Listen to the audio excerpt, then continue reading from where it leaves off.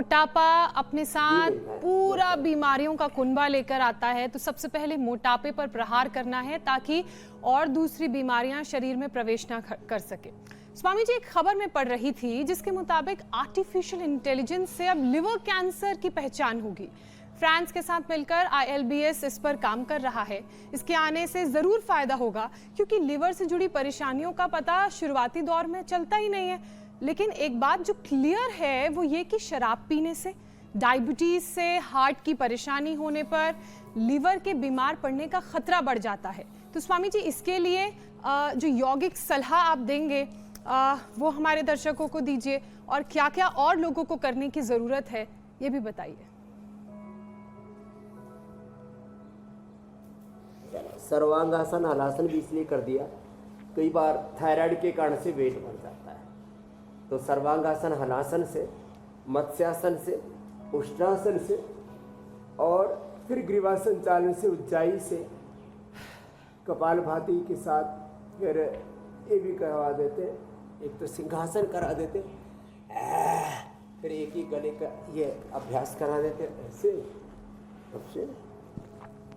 और चलो बेटियों, आप उष्ट्रासन करो, आधी तो आधी पूर्ण उष्ट्रासन करो, अर्धचंद्रासन करो, ये बड़ा अच्छा है, ये गले के लिए, थायराइड के लिए, स्पाइन के लिए, स्ट्रक्चरल बैलेंस के लिए भी, और कपालभाति करते करते पैर दबाएं, ये बड़ा अच्छा है। तो रही बात, अब एक तो मैं बग्गू गोसा तो सब लोग जानते हैं भाई, अब हम जहाँ रह रहे हैं इसके गुरुकुल के पीछे ही संत कुटीर है, वहाँ से नाशपाती तोड़ के लाओ भाई, हाँ नाशपाती मंगाओ भाई, हाँ ये तो बग्गू गोसा है।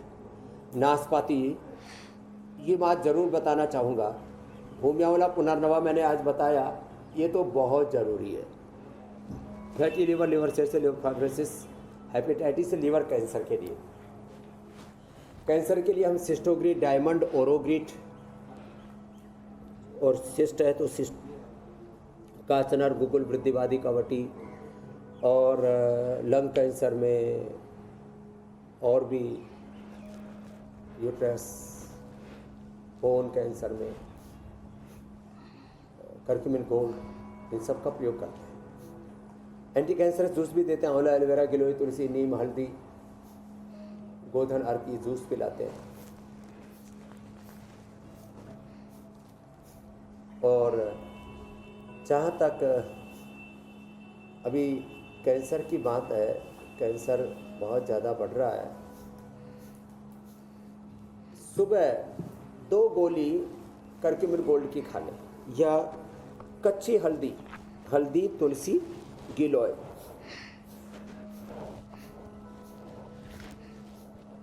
ये बहुत ही ज़बरदस्त है, जो रोज़ सुबह पी लेंगे ना।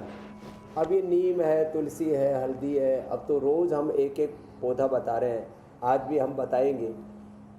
4 अगस्त को पूज्य आचार्य बागशी जी का जन्मदिन है, जड़ी बूटी दिवस के रूप में मनाते हैं, और हमने तो पहले ही शुरू कर दिया, एक पौधा सेहत के नाम। अपने घरों में गमलों में ही जड़ी बूटियाँ लगाएं, अपने घर में गमलों के अंदर ही आप लौकी, तोरी, करेला, परवल, टींडा ये लगा सकते हैं। और 1 क्विंटल से ज़्यादा, 2 क्विंटल तक, 1 से 2 क्विंटल तक लौकी, तोरी, परवल, टींडा, करेला आदि एक ही गमले से आप ले सकते हो।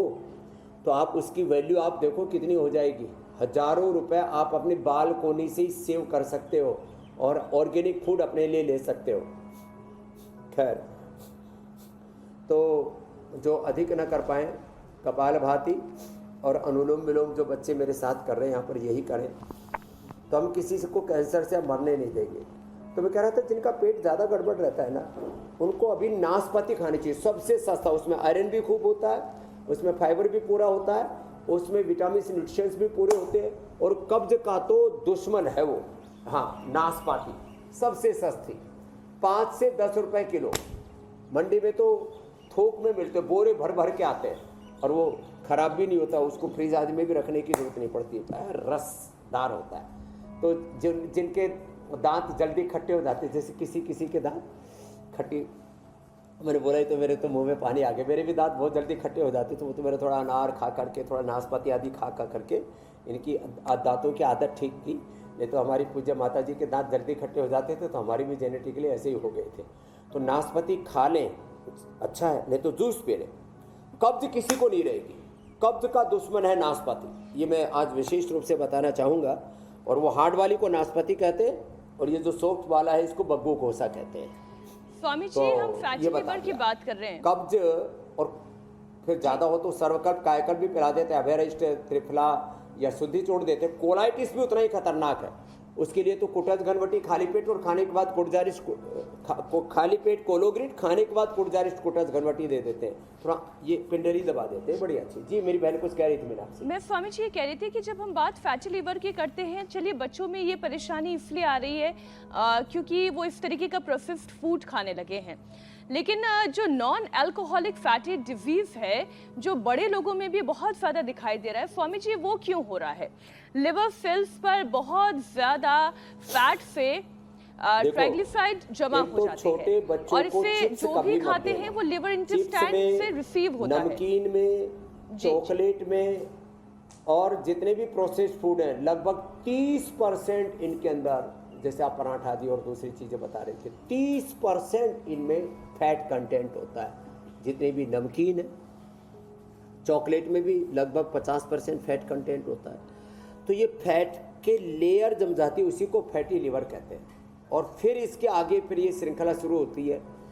फिर लीवर जितनी भी तीक्ष्ण चीज़ें हैं, अल्कोहल आदि और ये जितने भी सॉफ्ट ड्रिंक्स हैं, कोल्ड ड्रिंक्स हैं, ये सब भी हमारे लीवर के फंक्शन को बाधित करती है। जो भी प्रकृति के विरुद्ध आहार है ना, वो सब आपके लीवर को जाके डैमेज करता है, लीवर सेल्स को। और ये अल्कोहल से भी होता है और नॉन अल्कोहल वाले जो ये चीज़ें करते हैं, junk food, fast food, cold drink और सॉफ्ट ड्रिंक, और फिर ये जो अनहेल्दी चीज़ें खा लेते हैं, ज़्यादा घी, ज़्यादा तेल, वह भी नुकसान करता है। और कई बार पाचन कमज़ोर होता है, आंतें कमज़ोर होती हैं, हाजमा कमज़ोर होता है। उर्दू में कहते हैं जिगर कमज़ोर है, इसका जिगर। नहीं स्वामी जी, तो क्या कोई करें? इंटरनल परेशानी कोई और भी दूसरी हो सकती है? केवल खराब खाना ही, प्रोसेस्ड खाना ही एक रीजन है, या बहुत ज्यादा घी, तेल, मसाले ये सब खाना एक रीजन है, या अंदरूनी कोई परेशानी भी हो सकती है? हाँ, ये भी बताया ना, इसीलिए मैंने जी। ये ज़्यादा घी तेल अच्छा नहीं रहता। जो बच्चे ज़्यादा घी तेल खाते हैं वो ऐसे कमज़ोर से रहते हैं। हम गांव में देखते थे अमीरों के बच्चे ऐसे दुबले पतले, जो दूध दही घी खा रहे थे, और जो छाछ पी रहे थे वो गरीब, जिनको छोटी जातियाँ कहते हैं लोग गांव में, ऐसे तो जाति तो एक मनुष्य की जाति है, वो एकदम ठाड़े, गांव की भाषा में बोलते थे, भाई गरीबों के बच्चे एकदम टरड़ जैसे हैं और अमीरों के बच्चे सूखे सड़े जैसे हैं। क्यों? वो खा रहे घी, वो पी रहे दूध, और जो छाछ पी रहे, फैट कंटेंट नहीं है उसमें, प्रोटीन है, सारे मिनरल्स हैं, विटामिन है, उसमें सब कुछ है। तो ज़्यादा घी, ज़्यादा तेल ये भी अच्छा सेहत के लिए नहीं है। और किसी किसी को मैंने कहा ना लीवर कमज़ोर होता है, तो सर्वकल्प और कायाकल्प का काढ़ा पिए।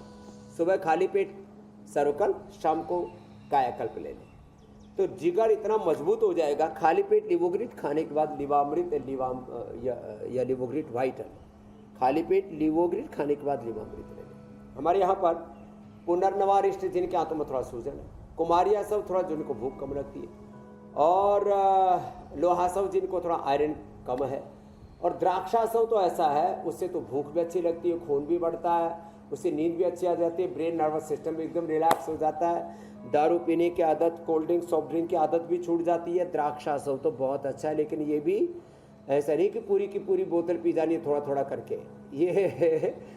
ये पीना है 4 चम्मच दवा, 4 चम्मच पानी, 4 ढक्कन, इसके ऊपर जो ढक्कन है 4 ढक्कन दवा, 4 ढक्कन पानी, बस। बड़ी हार्ड है, और इसको जो है जब ऐसे